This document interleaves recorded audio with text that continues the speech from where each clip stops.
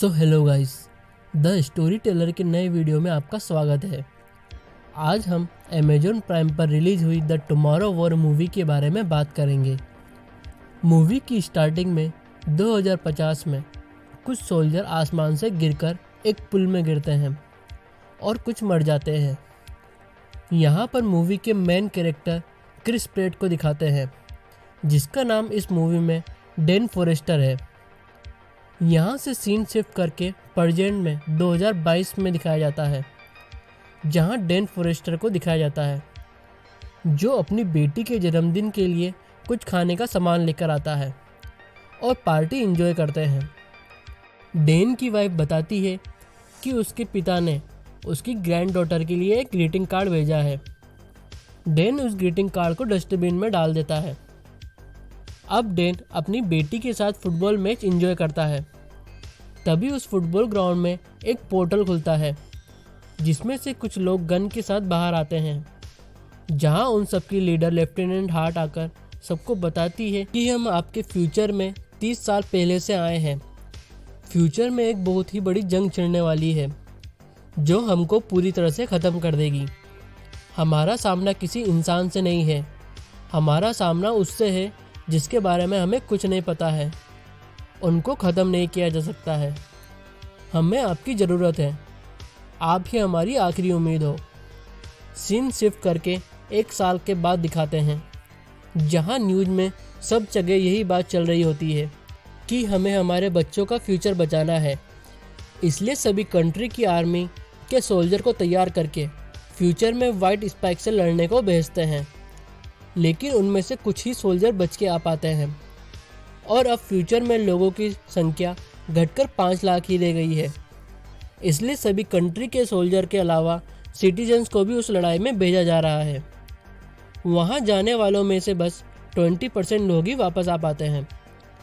यहाँ scene shift करके एक स्कूल में दिखाते हैं, जहाँ डेन बच्चों को बायोलॉजी पढ़ाता है, लेकिन वहाँ बच्चे पढ़ नहीं रहे होते हैं। वो बोलते हैं, हम पढ़कर क्या करेंगे जब फ्यूचर में सब ख़त्म ही होना है। तो यहाँ डेन बोलता है कि चलो हम तुम्हारा इंटरेस्टिंग चैप्टर पढ़ते हैं। तो वहाँ बच्चों का कोई जवाब नहीं आता है। उन बच्चों में से एक बच्चा बोलता है कि ज्वालामुखी। डेन उसको बोलता है कि तुम रहने दो, तुम हमेशा ज्वालामुखी की ही बात करते हो। वो बच्चा बोलता है कि ज्वालामुखी हमारे अर्थ का एक बहुत ही मेन हिस्सा है, जिसके बारे में हमको जानना ही चाहिए। तभी यहाँ डेन को एक इमरजेंसी कॉल आता है। डेन को एक लैब में बुलाया जाता है, जहाँ उसको बताते हैं कि आपको जंग में भेजा जा रहा है। अगर आप नहीं जाओगे तो आपकी पत्नी बच्चों को भेज दिया जाएगा। लैब में डेन पर कुछ टेस्ट होते हैं और उसके हाथ में एक डिवाइस लगा दिया जाता है। इस डिवाइस की मदद से वो लोग इनको ट्रैक कर सकते हैं और फ्यूचर में कहीं फंसे हो तो उनको रेस्क्यू कर सकते हैं। लैब में बताते हैं कि आप 7 साल में मर जाएंगे। डेन उनसे मरने के कारण पूछता है, तो वो नहीं बताते हैं। यहाँ से डेन को 24 घंटे के लिए अपने परिवार से मिलने को दिया जाता है। डेन अपने घर जाता है और उसकी वाइफ को इसके बारे में बताता है। डेन की वाइफ उसको वहाँ जाने को मना करती है। डेन बोलता है कि मैं भाग नहीं सकता हूँ, क्योंकि यह डिवाइस मुझे ढूंढ लेगा। डेन की वाइफ उसको उसके पिता की हेल्प लेने को बोलती है, क्योंकि वो इस डिवाइस को निकाल सकते हैं। यहाँ डेन की उसके पिता से नहीं बनती है और वो बहुत टाइम से उनसे मिला भी नहीं है। फिर भी डेन की पत्नी के बोलने पर डेन उसके पिता जेम्स फॉरेस्टर के पास जाता है, जो कि एक मैकेनिकल इंजीनियर रहते हैं और वो एरोप्लेन ठीक करते हैं। डेन अपने पिता को सब बताता है, तो उसके पिता उस डिवाइस को हाथ से हटा रहे होते हैं। इसी बीच उनके बीच में कहासुनी हो जाती है, जहां डेन उस डिवाइस को हटाने की मना कर देता है और बोलता है कि मैं तुमको मेरी बेटी से कभी नहीं मिलने दूंगा। डेन अपने घर पर आ जाता है और अपनी वाइफ और डेन की बेटी मूरी से मिलता है। मूरी यह बात सुनकर रोती है। यहाँ डेन मूरी को वादा करता है कि वो वापस आएगा। डेन को बेस कैंप में दिखाते हैं, जहाँ पर उसको 7 दिन तक वहाँ रहने के लिए ट्रेनिंग दी जाती है। यहाँ उनको बताया जाता है कि उनका सामना एक बहुत ही खतरनाक जीव से है जिसको हमें ख़त्म करना है। उनकी कमज़ोर जगह उनका सिर और उनका पेट है जिससे वो ख़त्म हो सकते हैं। यहाँ उनको बताया जाता है कि अगर आप इस 7 दिन में बच जाते हैं तो आप वापस से यहाँ डिवाइस से आ जाएंगे, और आप अगर मर जाते हैं तो आपकी फैमिली को $10 लाख दिए जाएंगे। डैन को यहाँ कुछ लोग और भी मिलते हैं जिससे डैन की दोस्ती हो जाती है, जिसमें एक चार्ली जो एनवायरमेंटल डॉक्टर होता है और एक डोरियन जो इस जगह पर 3 बार आ चुका है। यहाँ सोल्जर हार्ट बताती है कि आपको जंप लिंक के थ्रू 30 साल आगे भेजा जाएगा। यहाँ चार्ली पूछता है कि अगर हम उनको यहाँ आने से पहले ही रोक दें तो हमें जंग का सामना नहीं करना पड़ेगा। तो यहाँ हार्ट बताती है कि जब वो आए थे तब ना तो उनका शिप मिला है, ना ही दूसरा कोई सबूत जिससे हमें पता लग सके कि वो कहाँ से आए हैं। अब सबको फ्यूचर में जंप लिंक के थ्रू भेजा जाता है, जहाँ पर कुछ टेक्निकल फॉल्ट की वजह से वहाँ लैंड होने वाले सोल्जर आसमान से नीचे गिरते हैं। यह वही सीन होता है जो मूवी की स्टार्टिंग में दिखाया जाता है, जहाँ सब सोल्जर नीचे गिर रहे होते हैं और डैन एक पुल में गिरता है। डैन उसके बाकी बचे सोल्जर के साथ जाता है और कांटेक्ट करने की कोशिश करता है। तो यहाँ फ्यूचर की लेफ्टिनेंट कमांडर फॉरेस्टर डैन को बोलती है कि पास में ही एक रिसर्च लैब है जहाँ पर हमारे कुछ साथी है, तुम वहाँ जाकर बच सकते हो और उनकी हेल्प से बाहर निकल सकते हो, क्योंकि इस जगह पर वाइट स्पाइक का कब्जा हो गया है और इसको ब्लास्ट कर दिया जाएगा। यहाँ कमांडर डैन को टीम के साथ वहाँ जाने का ऑर्डर देती है। डैन और उसकी टीम बचती हुई रिसर्च लैब तक पहुँच जाती है, जहाँ डैन बताता है कि रिसर्च टीम मर गई है। फ्यूचर की लेफ्टिनेंट कमांडर डैन को बताती है कि तुम्हें उस रिसर्च लैब से जाकर वहाँ हमारा डाटा और 12 नीले रंग की टेस्ट ट्यूब लानी है और वहाँ से जल्दी निकलना है।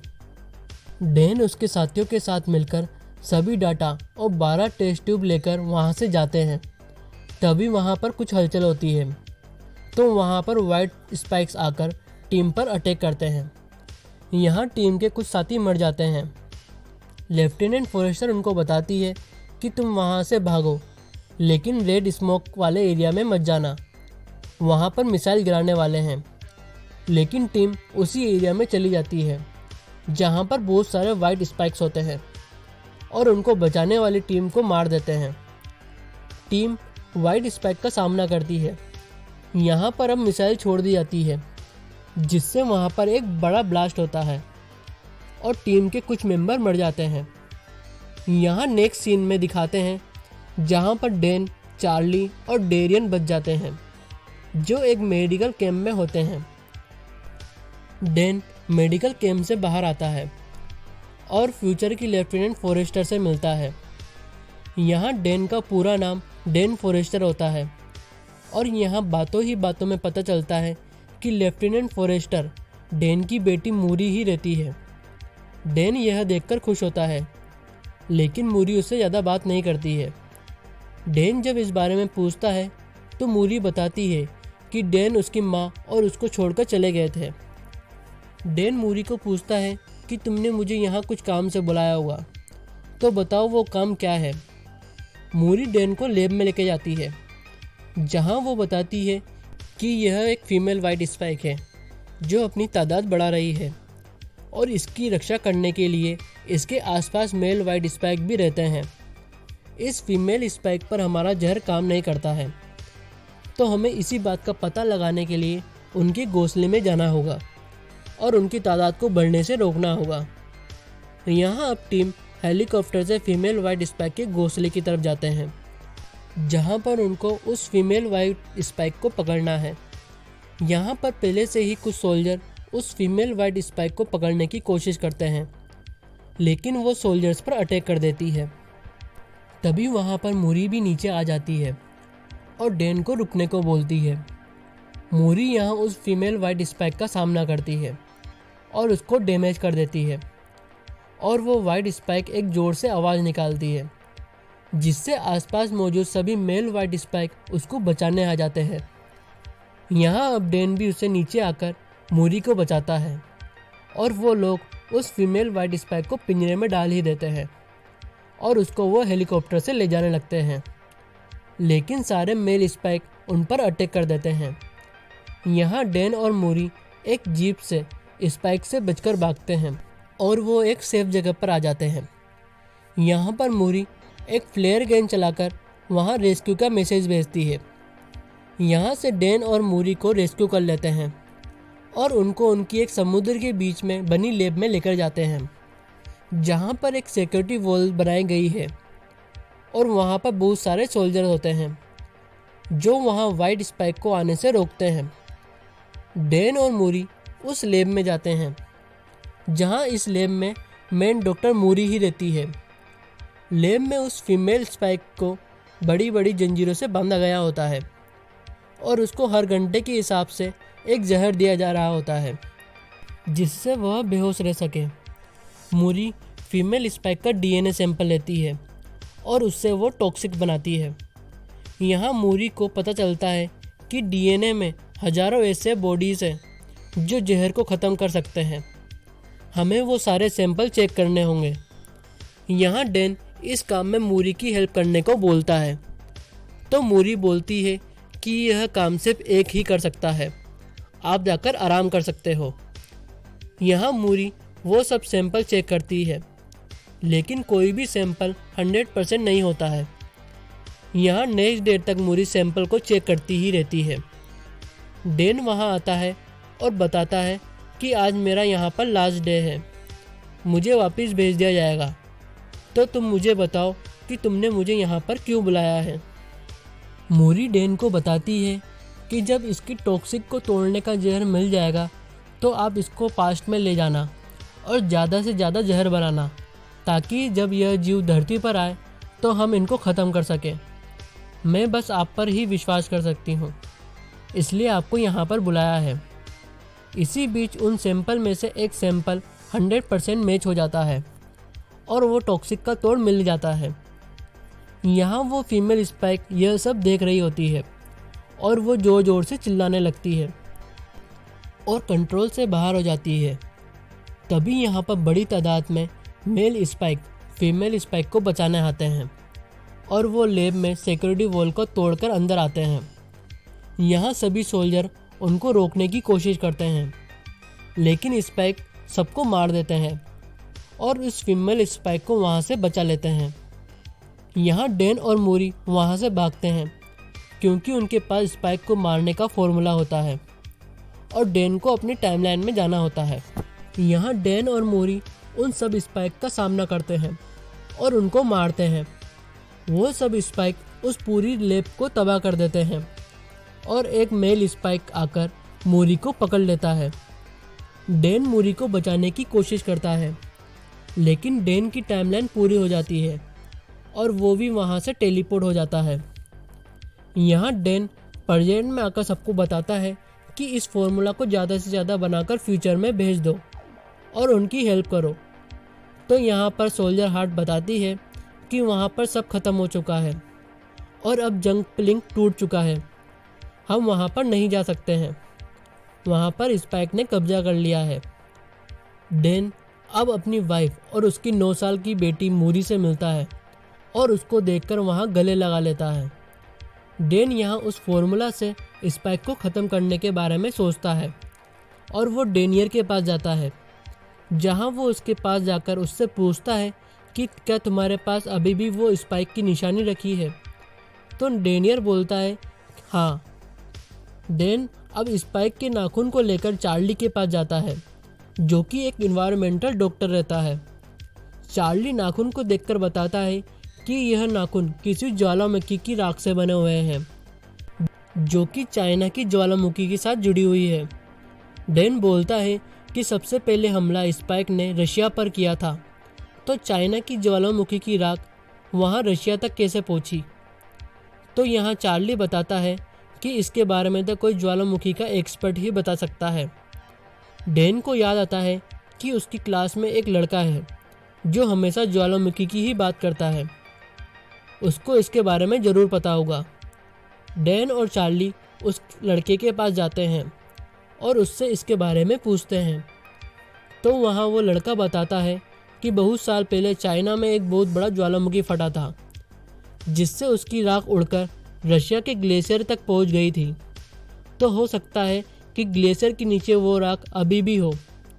यहाँ लड़का नेट पर देख के बताता है कि वहाँ पर साइंटिस्ट ने रिसर्च किया था, तो वहाँ पर उनको चाइना की राख मिली थी। यहाँ डैन इस बात पर पहुँचता है कि स्पाइक 2050 में नहीं आए हैं, वो यहाँ पर हजारों सालों से इस धरती पर हैं, जिनका शिप इस ज्वालामुखी के कारण रशिया के ग्लेशियर में दबा है और वो इस बर्फ़ के पिघलने का इंतज़ार कर रहे हैं। इसी वजह से हमें उनका आज तक कोई ओरिजिन नहीं पता लगा है। डैन ये सब बातें यूएस की आर्मी चीफ को बताता है और बोलता है कि हमें रशिया में जाकर उनको जागने से पहले ही ख़त्म करना होगा। यहाँ आर्मी चीफ डैन की बात को नहीं मानता है और उसकी हेल्प करने को मना कर देता है। यहाँ पर डैन अपने पिता के पास जाता है, जिसके पास बहुत सारे एयरप्लेन होते हैं, जिसकी मदद से वो रशिया के ग्लेशियर तक पहुँच जाते हैं। और यहाँ पर डैन के साथ उसके फादर चार्ली, डेनियर और सोल्जर हार्ट के साथ उनके साथी भी आते हैं। डैन फॉर्मूला लेकर उस ग्लेशियर तक पहुँच जाता है, जहाँ पर वो स्पेसशिप ग्लेशियर के नीचे होता है। यहाँ डैन उस तक पहुँचने के लिए वहाँ पर एक धमाका करता है और वहाँ ग्लेशियर के नीचे पहुँच जाते हैं, जहाँ वो देखते हैं कि ग्लेशियर के नीचे एक बहुत बड़ा स्पेसशिप है जो पूरी तरह से बर्फ़ में दबा हुआ है। टीम उसके अंदर जाती है, जहाँ वो देखते हैं कि स्पाइक वहाँ पर सो रहे होते हैं। डैन और उसकी टीम उन स्पाइक के ऊपर फॉर्मूला लगा देते हैं, जिससे वो स्पाइक वहाँ अंदर ही मर जाते हैं। तब जिनमें स्पाइक के मरने की आवाज़ सुनकर दूसरे स्पाइक जग जाते हैं और टीम पर हमला कर देते हैं, जिनमें से कुछ स्पाइक बाहर निकलकर आ जाते हैं। यहाँ पर और भी स्पाइक बाहर निकल रहे होते हैं और डेनियर बोलता है कि मैं इस पूरी जगह को एक्सक्लूसिव से उड़ा दूंगा, जिससे यह बाहर नहीं आ पाएंगे और यहाँ पर यही मर जाएंगे। यहाँ डेनियर उन सबको एक्सक्लूसिव से उड़ा देता है और यहाँ पर एक स्पाइक बच जाता है, जो डैन और उसके फादर पर अटैक करता है। यहाँ डैन और उसके फादर उस स्पाइक को पूरी तरह से मारने की कोशिश करते हैं, लेकिन वो स्पाइक नहीं मर पाता है। डैन उस स्पाइक के हाथ में वो फॉर्मूला लगा देता है, जिससे उसका हाथ पिघलने लगता है, लेकिन वो स्पाइक उस हाथ को ही तोड़ देता है और डैन पर हमला करता है। डैन का फादर डैन को बचाने के लिए उस स्पाइक को अपने पास बुलाता है, लेकिन डैन उस स्पाइक के सर पर एक वार करता है और उसके ऊपर वो फॉर्मूला लगा देता है, जिससे वो स्पाइक पूरी तरह से जलने लगता है और पिघलकर ग्लेशियर की खाई में गिर जाता है। यहाँ डैन, उसके फादर और चार्ली बच जाते हैं और दुनिया पर आने वाला एक बड़ा खतरा टल जाता है। यहाँ डैन अपने घर पर आ जाता है, जहाँ वो उसके फादर से अपनी बेटी को मिलाता है और उसके साथ पूरी फैमिली होती है। डैन को दिखाते हुए इस मूवी का एंड कर दिया जाता है। सो गाइस, आपको यह मूवी कैसी लगी? लाइक और कमेंट करके बताएं। आगे ऐसे ही और मूवी की एक्सप्लेनेशन देखने के लिए चैनल को सब्सक्राइब कर बेल आइकन को प्रेस करें। Thank you.